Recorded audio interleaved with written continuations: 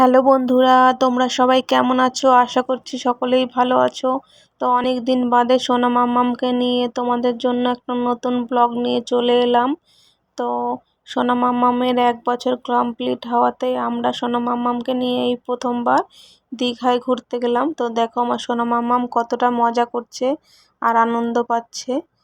আর আমার সোনা মামার বদমাইশি যদি তোমাদের ভালো লাগে, পুরনো বন্ধু নতুন বন্ধু সবাইকে ভালোবাসা জানাচ্ছি। সবাই আমার ভালোবাসা ও প্রণাম নিও। আর সোনা মাম্মামকে কেমন লাগছে কমেন্ট করে বলো। তো মাম্মাম দেখো দীঘার সমুদ্রে স্নান করতে ব্যস্ত। আর আমরা ভেবেছিলাম ও প্রচণ্ড ভয় পাবে, কিন্তু ও একটু ভয় পায়নি। ও হচ্ছে গিয়ে তোমার খুবই মজা করছিল জলের মধ্যে। আর এই দেখো জুতো পরে এখন বিকেলবেলা একটু ঘুরতে বের করলাম। তো প্রচণ্ড রোদ্দুর ছিল, তার মধ্যে ও ঘুরছিল। আর বাবাই ওর বাবা ওর হাতটা ধরছে, ও কী করছে হাতটা ছেড়ে ছেড়ে চলে যাচ্ছে।